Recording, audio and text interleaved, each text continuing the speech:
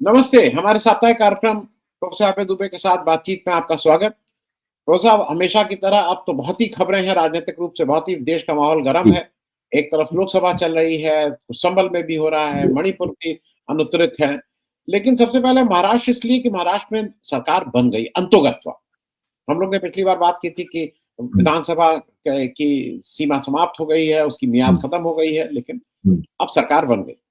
हुँ, सरकार बनने के अलग-अलग तरह के दावे हैं, क्योंकि मैं तो एक इसको दूसरी तरह से भी देख रहा हूँ। मुझे ये लगता है कि मोदी जी की जो 2 बैसाखी थी, हुँ, चंद्रबाबू नायडू को टीडीपी के रूप में और जनता दल यू नीतीश कुमार के रूप में, उसमें हुँ, मेरे हिसाब से एक तीसरी बैसाखी और जुड़ गई, जिसका नाम शिंदे है। वो मैं इसलिए कह जी, रहा हूँ कि अब वो शिंदे पे डिपेंडेंट ज़्यादा दिखाई दे रहे हैं। हुँ, अ, दोनों तरह की खबरें आ रही हैं। अ, अंतोगत्वा ये था कि शिंदे मान नहीं रहे हैं, लेकिन फिर जैसा पेपर ने लिखा कि अमित शाह के जाते ही वो सब उनके ढीले हो गए और फिर उन्होंने डिप्टी चीफ मिनिस्टर पद की हुँ, हुँ, शपथ ले ली। हुँ, तो हुँ। मैं इस पूरे उसमें कैसे आप देख रहे हैं, और आपके हिसाब से इस समय जो महाराष्ट्र में हो रहा है, वो महायुति में क्या हो रहा है? अ, आनंद जी, अगर आप महाराष्ट्र का जो घटनाक्रम है उसकी एक मैपिंग करें, एक उसकी पॉलिटिकल मैपिंग करें, तो मुझे लगता है कि ये जो तमाम बातें मीडिया में कही जा रही हैं, इससे अलग एक दृश्य बनेगा, अलग नज़ारा खुल निकल के सामने आएगा। अब आप सोचिए कि राज्यपाल महोदय राजभवन में बैठे हुए हैं, वो इंतज़ार कर रहे हैं कि उनको एकनाथ शिंदे की चिट्ठी प्राप्त हो और उस चिट्ठी में लिखा हुआ हो कि हम देवेंद्र फडणवीस को महायुति विधायक दल का नेता स्वीकार करते हैं। मेरी बातों पर गौर कीजिए। इस राज्यपाल जब ये इंतजार कर रहे हैं, उससे पहले कि का घटनाक्रम क्या है, इससे जरा एक बार मुड़ के हम लोग सिंहावलोकन कर सकते हैं। उससे पहले घटनाक्रम ये है कि तीनों पार्टियां, महायुति की जो तीनों पार्टनर हैं, उन तीनों के विधायक दलों की अलग अलग बैठक हो चुकी है। तीनों ने अपने नेताओं को चुन लिया है। अजित पवार को नेता चुन लिया गया है, देवेंद्र फडणवीस को नेता चुन लिया गया है और शिंदे को नेता चुन लिया गया है।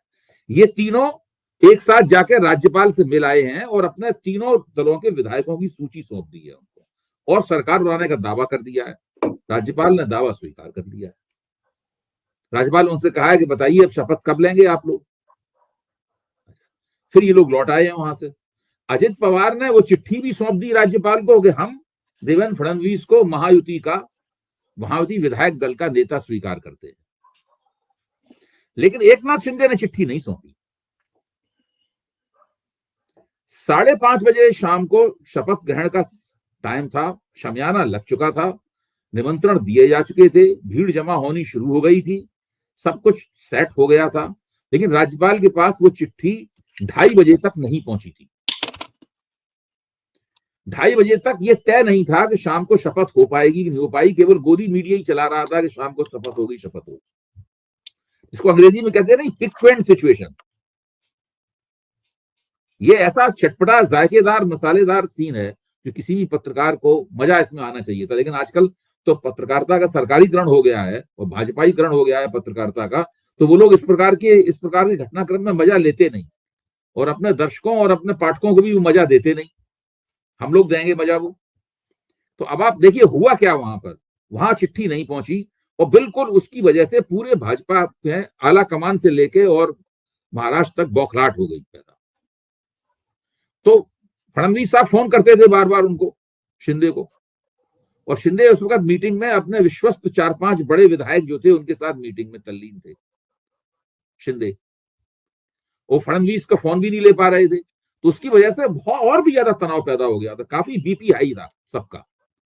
आपने देखा होगा मंच पे आप फडणवीस का चेहरा देखिए ना, कितना उतरा हुआ चेहरा था, वरना आमतौर पर उनका चेहरा इतना चमकदार चेहरा रहता है। उनका व्यक्तित्व सुदर्शन है, उनका अच्छा लगता है व्यक्तित्व उनका, फडणवीस का। लेकिन वो उतरा हुआ चेहरा, बड़े होंठ सूखे हुए, बिल्कुल बुरी हालत थी उनकी, जैसे नींद नहीं आई हो, थके हुए, ये हालत थी। यहाँ तक कि वो टीवी के एंकर लोग कह रहे थे भाजपा के, आज फडणवीस थके हुए लग रहे हैं। बार बार कह रहे थे आज फडणवीस थके हुए लग रहे हैं। 3 बार तो मैंने ये कमेंट सुना एंकरों से। उसके बाद में फिर शिंदे फडणवीस और अजित पवार के साथ नहीं बैठे थे, वो वहां से 6-7 कुर्सी दूर बैठे थे, राजनाथ सिंह के पास बैठे हुए थे। तो उसके बाद चर्चा शुरू हो गई, पता नहीं शपथ लेंगे कि भी नहीं लेंगे। भाई इन्हें बैठना था उन लोगों के साथ, तो कम से कम 5-10 मिनट तक तो यही चर्चा चलती रही कि लगता है शिंदे शपथ लेंगे कि नहीं लेंगे। कोई रिपोर्टरों के लिए बड़ा चैलेंजिंग बात थी। रिपोर्टर कहते थे नहीं हमारे विश्वासू बता रहे हैं शिंदे शपथ लेंगे, दूसरा कह रहा था लेकिन फिर वो दूर क्यों बैठे हुए, ये सब चलता रहा। और फडणवीस के चेहरे की थकान, उनका सूखे हुए होंठ, उनका उतरा हुआ चेहरा, आप उसका दोबारा क्लिप देखिए, ये सब चीजें आपको वहां पे दिखेंगी। उसकी वजह यह है कि बहुत देर तक फडणवीस और शिंदे में संपर्क भी नहीं हो पाया। फडणवीस ये चर्चा कर रहे थे अपने विधायकों से कि भाई हम उप मुख्यमंत्री बने या ना बने, हमको गृह मंत्रालय पता नहीं ये देंगे कि नहीं देंगे, ये भाजपा कमिट करने की तैयार नहीं है गृह मंत्रालय, हम मतलब एक तो मुख्यमंत्री पद नहीं मिल रहा है, दूसरे उप मुख्यमंत्री बना रहे हैं लेकिन गृह मंत्रालय नहीं प्राप्त होगा। और बाकी विधायकों का मानना ये था कि आप बन जाइए, शपथ ले लीजिए, मंत्रिमंडल वगैरह जो मिलेगा उसके लिए बाद में हम लोग सौदेबाजी कर लेंगे, लेकिन अभी हम सरकार में अगर नहीं आएंगे तो उससे कोई फायदा नहीं होगा हम लोगों को, कुल मिला के हम लोग लॉस नुकसान में ही रहेंगे। ये विधायकों का इनपुट था शिंदे के लिए। शिंदे बाद में इस बात के लिए राजी हो गए। तब 2:30 बजे उन्होंने हरी झंडी दी अपनी, और वो लेटर उन्होंने भेजा, वो चिट्ठी राज्यपाल को मिली, तब कहीं जाकर ये पुष्टि हुई कि ये 5:30 बजे शपथ ग्रहण समारोह हो पाएगा। अब मैं एक और इसमें बात आपको कहता हूं, आप ये देखिए कि आखिरकार भाजपा ने शिवसेना को तोड़ा क्यों था, उसके पीछे मकसद क्या था, इसको याद कीजिए। क्या वो मकसद पूरा हो गया है? अभी वो मकसद अभी भाजपा का पूरा नहीं हुआ। उद्धव ठाकरे की हार हो गई है, लेकिन आप मुंबई में देखिए, उद्धव ठाकरे, मुंबई में 20 सीटें हैं, उसमें 10 जीती हैं उद्धव ठाकरे ने, बाकी सीटों पर भी दूसरे नंबर पर रहे, उन्हें वोट मिले हैं, मतलब 10 जीती है। इसका मतलब मुंबई, अगर बृहन मुंबई महानगर पालिका का चुनाव जीतना है आपको, उद्धव ठाकरे से उसको छीनना है, तो भाजपा को एकनाथ शिंदे की जरूरत है। फिर इस बात को भी ध्यान में रखिए कि 288 की विधानसभा में 124 मराठा विधायक चुन के आए हैं। सोचिए आप, इतने बड़े महाराष्ट्र में 288 में से 124 तो एक ही समुदाय के लोग हैं, और शिंदे उनके नेता हैं, क्योंकि शरद पवार की पॉलिटिक्स खात्मे की तरफ है। शिंदे अजित पवार से कहीं बड़े नेता बन चुके हैं मराठाओं में से। अगर वो सरकार में नहीं जाते तो मराठाओं के बहुत बड़े नेता बन जाते फिर वो, तो भाजपा ये भी नहीं होने देना चाहती थी। आला कमान का फडणवीस को सीधे सीधे संदेश था कि बिना शिंदे की सरकार शपथ नहीं होगी, शिंदे अगर नहीं आएंगे तो ये सरकार, शिंदे को पहले लाओ, भले देर हो जाए इसके अंदर कुछ भी। तो फडणवीस के चेहरे में जो हवाइयां उड़ रही थी उसका सबसे बड़ा कारण ये था। तो मैं ये मानता हूं कि शिंदे ने अपनी अहमियत जो है ना, वो अपनी अहमियत दिखा दी है और साबित कर दिया है उसने। तो ये शिंदे ने जो कहा ना था कि हम, जनता मुझे चाहती है मुख्यमंत्री के तौर पर, इसका सीधा मतलब जनता फडणवीस को मुख्यमंत्री के तौर पर नहीं चाहती, मुझे चाहती। तो ये भी शिंदे ने साबित कर दिया। अब इस सरकार में 3 सत्ता के केंद्र होंगे, फडणवीस, शिंदे और अजित पवार। अजित पवार सत्ता के महत्वहीन केंद्र होंगे, 2 मुख्य तौर पर सत्ता के केंद्र होंगे, और दोनों पैरेलल गवर्नमेंट चलाएंगे। मेरा मानना ये असंभव है कि जो व्यक्ति अभी थोड़े दिन पहले तक महाराष्ट्र का मुख्यमंत्री था और हर योजना पर उसका चेहरा चमक रहा था, मतलब जो है लगा हुआ था, वो आदमी अपनी सरकार नहीं चलाएगा। और उनको मनाने के लिए फडणवीस उनके पास गए और उनसे कहा कि इस सरकार में आपका वही दखल होगा जो मुख्यमंत्री के तौर पर था। ये खुद फडणवीस कह के आए हैं, सब अखबारों में छपा है, अखबारों में छपा है। फडणवीस ने जाकर जब ये आश्वासन दिया कि आप चिंता मत कीजिए, इस सरकार में आपका वही दखल होगा जो मुख्यमंत्री के तौर पर था, इसका सीधा मतलब है इसके 2 मुख्यमंत्री चुने गए हैं। एक को आप केवल तकनीकी रूप से उप मुख्यमंत्री कह रहे हैं, दूसरे को मुख्यमंत्री कह रहे हैं। सरकार में 2 मुख्यमंत्री, ये पहली सरकार है इसके अंदर 2 मुख्यमंत्री हैं।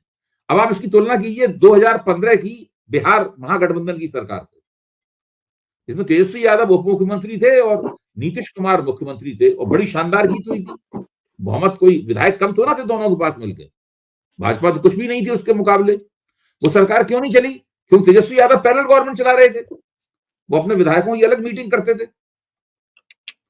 नीतीश कुमार कोई थानेदार के ट्रांसफर का ऑर्डर देते थे, नीतीश कुमार, तेजस्वी कहते थे नहीं होगा ट्रांसफर, तो नहीं हो पाता, अटक जाता था मामला, दोनों एक दूसरे को कैंसिल कर देते थे। तो मैं कहना ही चाहता हूं कि ये शानदार बहुमत वाली एक अस्थिर सरकार है, और इसकी अस्थिरता बहुत जल्दी ही निकलकर सामने आएगी। तब भाजपा को आटे दाल का भाव मालूम पड़ेगा। और अभी अभी एकनाथ शिंदे इनके लिए बिल्कुल अनिवार्य हैं, न केवल इनके 7 MP वहां जरूरी हैं केंद्र सरकार के समर्थन के लिए, जो आपने बिल्कुल ठीक ही कहा, दूसरे महाराष्ट्र की राजनीति के लिहाज से भी अभी ये शिवसेना नाम का जो एक जीव है, जिसको जन्म बाल ठाकरे ने दिया था 60 के दशक में, उसको नेस्तनाबूद करने का जो एक लक्ष्य था भारतीय जनता पार्टी का, वो नहीं हो पाया है। जब तक उद्धव ठाकरे पूरी तरह नेस्त नाबूद नहीं होंगे, तब तक ये शिंदे को भी नेस्त नाबूद नहीं कर सकते। जी, जी। मैं सिर्फ बच्चों को याद दिला, तो मैंने वो कर लिया था 2015 में जो राष्ट्रीय जनता दल थी वो 80, Janata Dal United 71 out of 243, कुल 243 में, और राष्ट्रीय कांग्रेस 27। 243 में 178 सीट तो इन तीनों लोगों की थी, और सरकार नहीं चली। Bharatiya Janata party 53, Bharatiya Janata party 53। ये सब रेफरेंस के लिए, क्योंकि लोगों को ये याद रहे, हम लोग अच्छा लगता है। वो सरकार नहीं चली, नहीं चली। उसमें सत्ता के 2 केंद्र थे उसके अंदर, और वही नीतीश की खिसियाटी होती है, नीतीश जी की खिसियाटी होती बाद में। अभी जी, लेकिन एक जो आप बात कह रहे हैं, वो जब मैं वैसे देखिए तो उसका रिफ्लेक्शन कहीं ना कहीं लोकसभा में भी दिखाई दे रहा है। इतनी बड़ी जीत महाराष्ट्र में, इतनी बड़ी जीत, लेकिन जब लोकसभा शुरू हुई, हम लोग पिछली बार इस पर चर्चा कर भी चुके हैं, तो वो तेजी, वो आत्मविश्वास, वो एनर्जी नहीं है। मतलब आप लोकसभा में देख सकते हैं कि चाहे वो प्रधानमंत्री मोदी हो, चाहे सरकार इन जनरल हो, वो तेजी नहीं है, वो आक्रामकता, वो एक हिम्मत, वो नहीं दिखाई दे रही। लेकिन अब तो बिल्कुल स्पष्ट है कि ये जो कुछ भी हो रहा है, वो अडानी जी का ही मामला है, कि अडानी जी का नाम नहीं आएगा। पूरी भाजपा कूद चुकी है संसद के अंदर। सुधांशु जी अपने अलग अलग तरह के तर्क दे रहे हैं, बाहर इस हद तक आ गए। मैं पहली बार मैंने ये सुना कि भाई कल एक बीजेपी के हेडक्वार्टर में संबित पात्रा हेडक्वार्टर में प्रेस कॉन्फ्रेंस करके, स्लिप ऑफ टंग नहीं है, होशो हवास में कह रहे हैं कि द हाईएस्ट, जो उनको क्या बोले हैं, द हाईएस्ट, मतलब उनको देशद्रोही की जो उन्होंने संज्ञा वो दी है राहुल गांधी को। वो अजीब सी स्थिति है। तो अडानी के को बचाने के चक्कर में जो बात बार बार हो रही है कि अडानी इज मोदी, मोदी इज अडानी, जो उसको छोड़ नहीं रहा है, वो क्या अपने आप प्रूव होती जा रही है। क्यूईडी होता था पहले, हम लोग थ्योरम वो करते थे, इसको क्यूईडी को हिंदी में बोलते थे इति सिद्धम। इति सिद्धम, तो ये इति सिद्धम हो रहा है क्या अपने आप, जो ये सब हो रहा है? देखिए, मैं ये लोग जॉर्ज सोरोस का नाम ला रहे हैं और कह रहे हैं राहुल गांधी जॉर्ज सोरोस के, इस हिसाब से राहुल गांधी देशद्रोही हुए, वो भारतीय अर्थव्यवस्था को गिराना चाहते हैं, यही सब तो बोल रहे हैं ना। सुधांशु त्रिवेदी ने और इन्होंने निशिकांत दुबे वगैरह ने क्या बोला, यही तो सब बोला कि जॉर्ज सोरोस का एक पोर्टल है, वो सब काम कर रहा है, यही सब बातें बोली। अच्छा, अब आप सोचिए, ये अदानी के ऊपर अमेरिका में जो उनका इंडाइटमेंट हुआ, अमेरिका में जो कटघरे में खड़ा किया गया अदानी को, उनका वारंट निकला, वो चीज अगर 1 लाख लोगों को चुनिए देश भर से रैंडम, मतलब एक औचक चयन के आधार पर पूरे देश में 1 लाख लोगों को चुनिए, तो यही पूछ लीजिए कि लोग जॉर्ज सोरोस को ज्यादा जानते हैं कि अडानी को जो इंडाइटमेंट हुआ वो जानते हैं। इसी में आपको पता लग जाएगा, हम सब लोगों को पता लग जाएगा कि भारतीय जनता पार्टी का ये जो रणनीति है, ये रणनीति कितनी पोली है। देखिए, इस रणनीति में कोई दम नहीं है। इस देश में राहुल गांधी के दावेदारियों को पूरी तरह नजरअंदाज करने वाला वोटर भी उनको देशद्रोही नहीं मानेगा। और जॉर्ज सोरोस कौन है, इस बात पे तो माथा पीट लेगा, कौन है ये पता नहीं, किस आदमी का नाम ले रहे हैं। तो ये सब बिल्कुल कुछ नहीं चलने वाला है। इन लोगों को इस बात का एहसास है कि ये लोग एक बहुत बड़े संभावित नुकसान का सामना कर रहे हैं। वो नुकसान क्या है?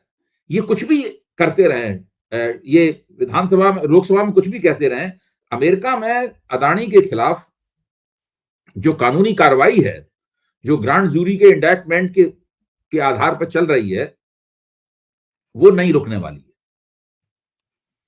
वो चलेगी आगे। अच्छा, वो उस कार्रवाई का जो घटनाक्रम धीरे धीरे करके सामने आएगा और बहुत समय भी नहीं लगेगा, मेरे ख्याल से 6 महीने के अंदर, 5-6 महीने के अंदर वो चीज में कुछ ठोस परिणाम उसका निकलेगा। उसमें या तो भाई अदानी निर्दोष साबित हो जाएंगे, जिसकी संभावना ना के बराबर है, या मोदी जी जैसे ही ट्रंप 20 तारीख को लेते हैं, 20 जनवरी को शपथ लेते हैं, वैसे ही मोदी जी दौड़ के वहां जाएंगे और ट्रंप के काम में फंसाएंगे कि भाई हमारे बंदे को माफी दे दो। तो ट्रंप उनको क्लीमेंसी दे देंगे, जैसे कि अभी बाइडेन ने अपने लड़के को क्लीमेंसी दे दी। हाँ, अभी ट्रंप अपने आप को भी क्लीमेंसी देंगे, उनके ऊपर भी मुकदमे हैं ट्रंप को। ट्रंप अगर अपने आप को क्लीमेंसी नहीं देंगे, उनके खिलाफ भी मुकदमे चलते रहेंगे, ट्रंप के खिलाफ, राष्ट्रपति होने के बावजूद। तो वहां तो अजीब सी स्थिति है अमेरिका में। तो क्या ट्रंप अपने क्या अदानी को क्लीमेंसी देंगे, अदानी को माफी देंगे ट्रंप? मेरे ख्याल से नहीं देंगे। मेरा अपना आकलन ये है कि वो नहीं देंगे माफी। अगर वो देंगे तो उनको मुश्किलें पैदा हो जाएंगी, उनकी उल्टी गिनती शुरू हो जाएगी ट्रंप की वहां। तो अदानी के खिलाफ अदालत में जो ब्रुकलिन की अदालत है, वहां पर जो मामला चल रहा है अदानी के खिलाफ, इस मामले के जैसे जैसे तथ्य सामने आएंगे, वैसे वैसे विपक्ष को और भी ज्यादा हथियार मिलेगा, और भी ज्यादा मसाला मिलेगा सरकार के खिलाफ बोलने के लिए। वैसे वैसे ये चीज जो है जनता के बीच में जाए, अभी जनता के बीच में ठीक से पहुंची नहीं है। लगातार इस बात को आएंगे, तथ्य आएंगे, 5-6 महीने में जनता के बीच में चीज जाएगी। तो पहली बार मोदी इस खतरे का सामना कर रहे हैं कि उनको कहीं अदानी के साथ साथ उनको भी भ्रष्ट न मान लिया जाए। और ये राष्ट्रीय स्वयंसेवक संघ भी देख रहा है। जितना ये बात उभरेगी, फैलेगी, उतना ही संघ मोदी जी ऊपर दबाव पैदा करेगा कि आप भाई रिटायरमेंट पैकेज ले लीजिए। नहीं, मैं हम अगला चुनाव आपके नहीं लड़ सकते। मैं थोड़ा इस पे जो मेरी समझ है, एक तो यह है कि अगर वो क्लेमेंसी देते भी हैं तो वो थोड़ी देर के लिए मान लीजिए कि वो दे देते हैं, भाई दोस्ती इतनी है, दोस्ती में लोग मालूम नहीं क्या क्या कर देते हैं, तो दोस्ती में दे देते हैं, तो मुकदमा नहीं खत्म होगा, क्योंकि वो तो 6 लोगों के और ऊपर चल रहा है ना, तो मुकदमा तो कायम रहेगा। ये उसमें से हो जाएगा कि भाई इनको मिल गया, इनको सजा नहीं होगी। दूसरा, जो बाइडेन ने अगर मुकुल रोहतगी की बात सही है कि भाई अदानी के खिलाफ निजी तौर पर जो फॉरेन करप्ट प्रैक्टिसेस एक्ट है, उसके तहत इनके ऊपर दोषारोपण नहीं किया गया है। क्यों नहीं किया गया है? क्योंकि ये अमेरिकन एंटिटी नहीं है। अगर ये अमेरिकन एंटिटी होते तो इनके ऊपर दोषारोपण होता, मतलब है। अच्छा, जब इनके ऊपर डायरेक्ट दोषारोपण नहीं है तो फिर इनको माफी किस बात की मिलेगी फिर? मैं अबे भाई, मैंने वो पढ़ा ठीक से मुकुल रोहतगी जी का। देखिए, वो बहुत ही क्लेवरली मेड स्टेटमेंट है। जैसे आप जब कोई एक मुकदमा लगाती है तो पुलिस उसमें 6 दफाएं ठोक देती है, तो उनका कहना है कि इन दफाओं में नहीं है, बाकी में वो साइलेंट है। अरे भाई, इस दफा में नहीं है, उस दफा में है, तो वो तो एक मुकदमे में कई दफाएं लगती हैं, उसी तरह का कोई मामला है। एक वकील ने बड़ा अच्छा कहा था उन्होंने कि मर्डर का आरोप नहीं है, लेकिन अटेम्प्ट टू मर्डर का आरोप है। हाँ जी। और ट्रंप जी को तो ये है कि उनको एक 84 मुकदमे उनके ऊपर चल रहे हैं। सबसे पहले तो अपनी जान बचाएंगे, लेकिन एक फायदा यह है कि 20 जनवरी से प्रेसिडेंट ऑफ यूनाइटेड स्टेट को इम्यूनिटी है फॉर एनी, उनके ऊपर कोई मुकदमा चल ही नहीं सकता। अगर वो क्लेमेंसी नहीं भी देते तब भी नहीं चल सकता है। खैर, मैं एक चीज पे और आऊंगा अबे भाई, और मैं जिस तरह से उसको देखा हूं, एक मेरे लिए थोड़ा ये चिंताजनक भी है, लेकिन अडानी जी ने अब कमान अपने हाथ में संभाल ली है, इसमें कहीं कोई दो राय नहीं है। पूरी तरह से कमान अडानी जी के हाथ में है। लोकसभा में जब ये नहीं चल रही थी लोकसभा, तो फिर अडानी जी ने काम करना शुरू किया विपक्ष की पार्टी। तृणमूल कांग्रेस ने अपने को अलग किया और अखिलेश यादव जी ने अपने को अलग किया। और हम लोग अखिलेश यादव जी को पास में भी देख चुके हैं कि जब वो तेलंगाना चले जाते थे, कहां चले जाते थे, और कहीं ना कहीं कुछ एक कनेक्शन उस तरह का माना जाता है कि भाई अंबानी जी के यहाँ भी शादी में सपरिवार जाके उनको कोई दिक्कत नहीं। ये सुना कि अडानी वहां लखनऊ आए थे तो वो अखिलेश जी के यहाँ उन्होंने खाना खाया, फिर योगी आदित्यनाथ के यहाँ भी खाना खाया, दोनों जगह गए खाना खाने के लिए। हाँ, तो ये अडानी जी का उनसे उनका प्रभाव, उनकी दोस्ती। मैं इसमें सिर्फ एक व्यक्ति को मैं पूरे मार्क्स देता हूँ, उसका नाम है शरद पवार, और सार्वजनिक रूप से कहता है मेरी दोस्ती है। अखिलेश यादव जी ने ऑफिशियली अपने को अलग किया, और आज मुझे देख के एक अजीब सा वो लगा जब आज एक स्टेटमेंट उनके ऑफिशियल उससे आया, एक एमपी का, कि साहब ये अडानी क्या है, संभल में इससे बड़ा कोई मामला अडानी है, संभल को छोड़ के राहुल गांधी जो है वो अडानी पे लगे हुए। मैं जो बात कहना चाह रहा हूँ, पूछना चाह रहा हूँ, मैं अभी भी ये मानता हूं कि अडानी इज अ पैकेज जिसमें भ्रष्टाचार, बेईमानी, इंस्टीट्यूशंस को कॉम्प्रोमाइज करना, दबाव डालना, मतलब सारा कुछ, सारा वो है, जितने भी एलिमेंट हो सकते हैं खराब। और अडानी जी को जब तक इन लोग पकड़े हुए थे बिल्कुल ठीक पकड़े थे, मुझे भी ये लगा कि क्यों छोड़ दिए, लेकिन अब कल जो वो टी-शर्ट में स्टिकर लगा के गए, तो बिरला जी का आ गया कि नहीं, आप लैपल और वो भी लगा के नहीं आ सकते हैं। आप अपने स्कूल का लैपल कल किया, यूनिवर्सिटी का लगाए आप नहीं जा सकते हैं। आज उन्होंने फिर अपना वो मास्क लगा लिया, मास्क के ऊपर की वो तो अब समझ गए हैं कि ये चिढ़ने वाला आदमी है। जैसे अगर कोई मुझसे चिढ़ने लगे कि मेरे बाल नहीं है और इस पे कोई चिढ़े, आपसे चिढ़ने लगी है, तो आपको चिढ़ाया ही जाएगा। फिर उधर करते ही वो कुल भी बाल करेंगे, भाई क्या है यार वो। तो अब सब लोग इनको चिढ़ाने लगे हैं अडानी के उस पे, और ये अडानी भी जितना चिढ़ते हैं वो। मैं इस पे इसलिए पूछ रहा हूँ कि ये जो ऑपोजिशन है, अडानी ने उसको तो तोड़ लिया। अब मतलब ऑपोजिशन यूनाइटेड नहीं रहेगा अगर अडानी की बात आएगी, जैसे हम सब लोग पहले भी बात करें। इसमें मेरा एक बीच में एक थोड़ा सा अर्ज मैं कर रहा हूं कि अपोजिशन यूनाइटेड कैसे रहेगा? क्या इंडिया गठबंधन की बाकायदा कोई संस्थागत जमीन है क्या? क्या इंडिया गठबंधन एक कोई इंस्टीट्यूशनल एग्जिस्टेंस है उसका? क्या संस्थागत अस्तित्व है उसका? क्या उसका कोई संयोजक है? क्या उसकी कोई सेंट्रल कमेटी, कोई पोलित ब्यूरो, कोई कमेटी, कोई एग्जीक्यूटिव कमेटी, कोई संचालन समिति कुछ है उसकी? क्या मतलब या सीएमपी, कुछ कॉमन प्रोग्राम, कुछ सीएमपी हो, कॉमन मिनिमम प्रोग्राम है क्या उसका?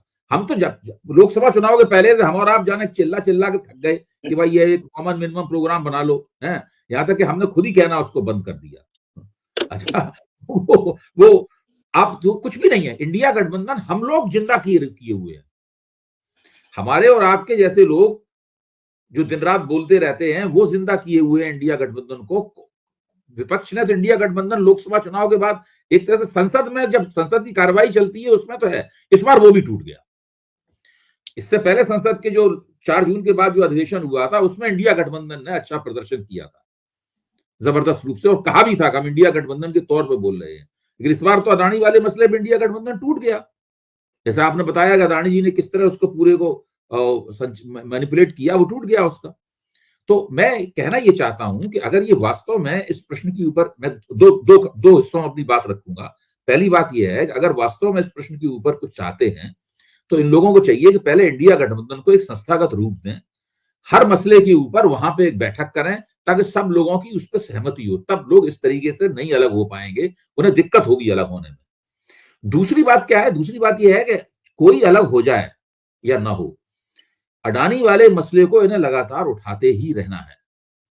अगर ये जरा भी इसलिए कि हम टीएमसी हमारे साथ नहीं है, समाजवादी पार्टी हमारे साथ नहीं है, और इस बात पे इन्होंने अडानी के मसले को उठाना बंद कर दिया, तो इनका बहुत, ये इनके पास हाथ में कुछ भी नहीं रहेगा।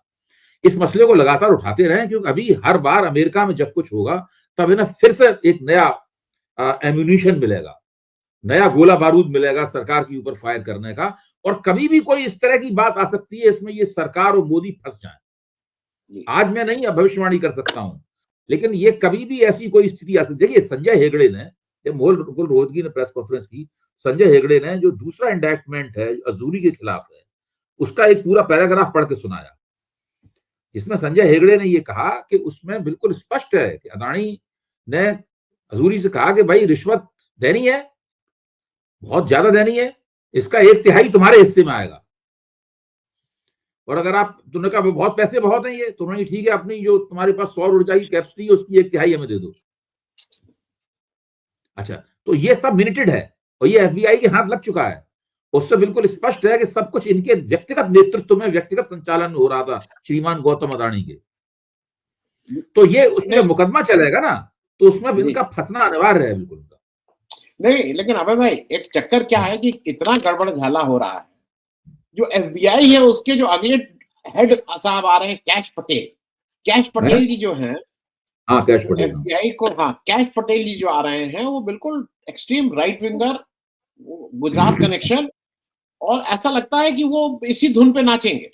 तो वो मतलब जब हिंदुस्तान में हो सकता है तो ये कहीं भी हो सकता है, ऐसा नहीं है कि वहां नहीं हो सकता है। तो एफबीआई मुझे थोड़ा बात आपकी सही है, देखिए बात आपकी सही है, हो तो सब कुछ सकता है कहीं भी, लेकिन मुझे लगता है कि अमेरिका में जो संस्थागत विन्यास है पूरा अमेरिकी लोकतंत्र का, उसमें ये मामला पूरी तरीके से पलट जाए ये नामुमकिन है। क्योंकि अब जब ये मामले को पलटेंगे तो फिर डेमोक्रेट्स भी चुप नहीं रहेंगे। देखिए, फिर अमेरिकी सिस्टम, मीडिया ऐसा नहीं है मतलब आसानी के साथ में। जब आप ये कह रहे हैं कि 25,000 करोड़ रुपए का फ्रॉड किया गया अमेरिकी निवेशकों के साथ, तो फिर वो 25,000 रुपए का जो फ्रॉड किया गया उसका क्या जवाब होगा? कैसे इस बात को दबाया जाएगा? ये कोई ऐसी ये किसी एक व्यक्ति के ऊपर लगा हुआ आरोप नहीं है। ये तो अमेरिका में चूंकि इंटरेस्ट रेट कम है, ब्याज दरें बहुत कम है, इसलिए वहां से जब बॉन्ड आप बेचते हैं अपना वहां के मार्केट में, वहां के प्रतिभूति मार्केट में बॉन्ड अपना बेचते, वहां अपनी प्रतिभूति आप बेचते हैं, तो उससे आपको पैसा काफी मिलता है और ब्याज बहुत कम देना पड़ता है आपको। भारत में आप बॉन्ड बेचते हैं तो आपको ब्याज ज्यादा देना पड़ता है। यहाँ पे एक बैंक अपना बॉन्ड बेचता है, आपको 10%, 11% आपको ब्याज देना पड़ता है। वहां तो बहुत है, 1 या 2% ब्याज पे मिलता है, पूंजी मिलती है। तो वहां की पूंजी बहुत फायदेमंद है।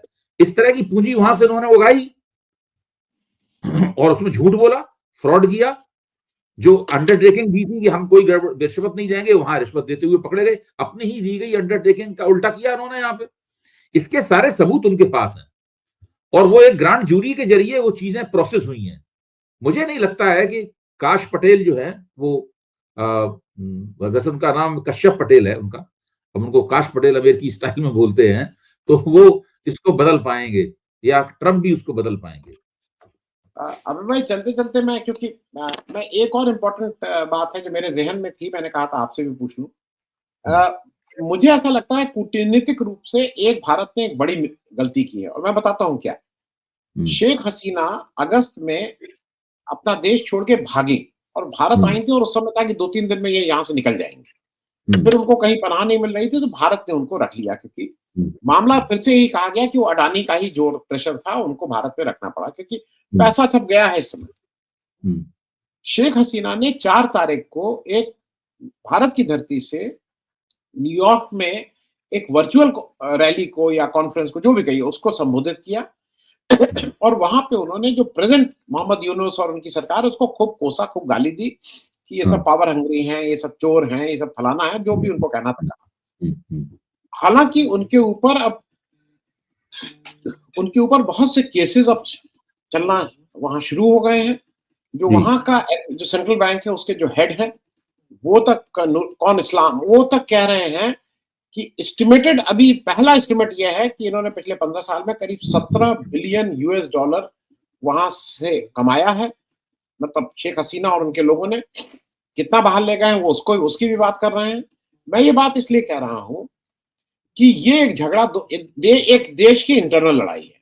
शेख हसीना आपके यहाँ थी, आप रहने देते, लेकिन अपनी धरती से अगर आप उनसे पॉलिटिकल स्टेटमेंट, अच्छा उन्होंने 2 ही स्टेटमेंट दिए कि वो बहुत भ्रष्ट है और दूसरा उन्होंने दिया कि वहां माइनॉरिटीज के ऊपर अत्याचार हो रहा है, और ये उन्होंने प्रमुखता से कहा। 2 ही स्टेटमेंट, ये बिल्कुल साफ है कि ये उनसे कहलाया गया। और उन्होंने कहा ओकेजन क्या था, 4 दिसंबर को उन्होंने कहा कि हम अपना विजया दिवस जो 16 दिसंबर को होता है उसकी रैली संभव। अरे भाई, तो 16 तो मतलब पास में तो था नहीं, अरे 16 को करती, इतनी जल्दी कहने की क्या जरूरत थी। क्या है, मेरा सिर्फ कहना यह है कि जब इस तरह की चीजें भारत दबाव में करवा रहा है उनसे, तो कहीं आपको ये नहीं लग रहा है कि हम बिना बात के बैठे बिठाए बांग्लादेश से एक झगड़ा मोल ले रहे हैं? अबे नहीं, देखिए, शेख हसीना अपने अस्तित्व की लड़ाई लड़ रही है। उनको युद्ध अपराधी घोषित कर दिया गया है वहां पर, उनको मानवाधिकारों का अपराधी घोषित कर दिया गया है। इसके बाद वहां पर उनके ऊपर गबन के और मनी साइफन करने के तमाम इल्जाम हैं, जो अभी आपने आंकड़ा बताया वो सब है। वो बच नहीं सकती हैं। वो अभी मुझे याद नहीं पड़ता कि शायद बांग्लादेश ने आधिकारिक रूप से भारत सरकार को भेजा कि नहीं भेजा है कि शेख हसीना को उनके हवाले किया जाए। इस तरह की मांग तो वहां पे उठ रही है। अगर आपको पता हो तो आप जरूर बताइए अपने दर्शकों को कि उन्होंने आधिकारिक रूप से बांग्लादेश ने सरकार से उनके प्रत्यार्पण के लिए कहा है कि नहीं कहा है। तो अभी बांग्लादेश इस सवाल को हो सकता है यूनाइटेड नेशंस में उठाए, हो सकता है कि अंतर्राष्ट्रीय मानवाधिकार संगठनों में इस बात को उठाया जाए कि शेख हसीना ने वहां किस प्रकार के अत्याचार किए हैं। सीक्रेट पुलिस बनी हुई थी, एक खास तरह का जेल बना हुआ था जहां पे लोगों को अपराध, राजनीतिक विरोधियों को बंद करके कितने लाख लोग जो है इनके पूरे कार्यकाल में गायब हो गए, उनका आज तक पता नहीं है। तो वो सब जो एक निरंकुश शासक जो करता है वो सारे काम उन्होंने किए हुए हैं। ये सारे इल्जाम इनके ऊपर लगने वाले हैं, काफी कुछ लग चुके हैं, धीरे धीरे करके सारे इल्जाम इनके ऊपर लगेंगे और ये बच नहीं सकती हैं। कितनी भी भारत इनकी मदद कर ले या अडानी साहब इनकी मदद कर लें, ये लोग बच नहीं सकते। अडानी का तो बांग्लादेश से पत्ता साफ हो गया है, श्रीलंका से पत्ता साफ हो गया है, केन्या से पत्ता साफ हो गया है, अमेरिका से पत्ता साफ हो गया है। अदानी जी भी बड़ी मुश्किल उनको होगी अब अपने प्रोजेक्ट्स के लिए अंतर्राष्ट्रीय ग्लोबल स्तर पर पूंजी उगाने में, और वो अमेरिका में अपने इंडेक्टमेंट से कैसे बचेंगे, ये एक बहुत बड़ा सवाल है। तो शेख हसीना के लिए भी बचना मुश्किल है, और मैं ये मानता हूं कि अदानी के लिए भी बचना मुश्किल है। और अदानी अगर फंसेंगे तो अंततः उसकी आंच भारतीय जनता पार्टी और मोदी पर भी जरूर आएगी, और जितनी मोदी गर्मी महसूस करेंगे, उतना ही राष्ट्रीय स्वयंसेवक संघ उनसे कहेगा कि भाई अब हम आपके नेतृत्व में अगला चुनाव नहीं लड़ सकते। उसका ही राष्ट्रीय राजनीति पे ही असर पड़ेगा। मोदी जी भी चाहेंगे जल्दी जल्दी पतली गली से वो निकल जाए अपना रिटायरमेंट पैकेज लेके। तो ये सारी चीजें, और ये तो भारत में जो दक्षिणपंथी हिंदुत्ववादी हैं उनकी हमदर्दी के लिए वो सब ये सवाल उठा रही हैं कि वहां हिंदुओं पर अत्याचार हो रहे हैं, इसके अलावा और कुछ भी नहीं है। तो मुझे नहीं लगता है कि ये हथकंडेबाजी जो है लोगों को बचा पाएगी, क्योंकि शेख हसीना के अपराध भी बहुत गंभीर हैं और अदानी के अपराध भी बहुत गंभीर हैं। मैं आलोक अभय भाई, मैं इस पे, क्योंकि मैंने किया था, मैं शो नहीं, मैंने सारे होमवर्क कर लिया था। भारत और बांग्लादेश के पीछे एक्सट्राडिशन ट्रीटी है और रिन्यू हुई थी 2016 में, और उसके बहुत से क्लॉजेस को डाइल्यूट किया गया था कि अगर सिंपल अरेस्ट वारंट भी वहां किसी के पास है तो उसको भी अगर एक दूसरे की सरकार मांगेगी तो दे दिया जाएगा। लेकिन उसमें एक चीज है, article 6 of the extradition treaty discusses on exception for political offences, allowing refusal of extradition if the offense is deemed to be of political nature। अब भारत इसी में उनको बचाएगा। भारत ये कहेगा कि साहब ये तो पॉलिटिकल इन नेचर है और इसलिए नहीं देंगे, और ये बिल्कुल तय है कि जब तक अडानी जी हैं, जब तक मोदी जी हैं, तब तक शेख हसीना का बाल बाका भी यहाँ नहीं होने वाला। ये तो तय है। मैंने कहा कि दर्शकों को ये वाली बात मैं बता दूं। नहीं, आपने ठीक बताया, लेकिन मुझे लगता है परिस्थितियां जब बदलेंगी तो फिर एक बार जब सीन बदलता है तो दबाव अलग तरह के हो जाते हैं, फिर प्राथमिकताएं बदल जाती हैं। फिर ये भी हो सकता है कि एक दिन भाजपा की सरकार को लगे कि मोदी भी उनके ऊपर, शेख हसीना भी बोझ हैं और मोदी भी बोझ हैं उनके ऊपर। जी नहीं, मेरा जो अभी भी मूल प्रश्न है एक उसमें बहुत छोटा, कि ये हमें करने की क्या जरूरत थी सिर्फ इसलिए को माइनॉरिटी वाला स्टेटमेंट लेने के लिए, क्योंकि बांग्लादेश हमारा पड़ोसी रहेगा, उसमें कोई भी सरकार आए, उसमें मोहम्मद यूनुस आए कि यूनुस सलीम आए कि शेख हसीना आए कि जियाउल हक आए कि शेख मुजीब फिर से आ जाए, लेकिन हम एक उनकी सरकार के अगेंस्ट क्यों बिना बात किए सब झगड़ा मोल ले रहे हैं? मैं उस दृष्टि से सिर्फ अल्पकालीन फायदों के लिए ये काम हो रहा है, क्योंकि यहाँ पर मुसलमानों के खिलाफ घृणा का प्रचार करना उनके लिए जरूरी है।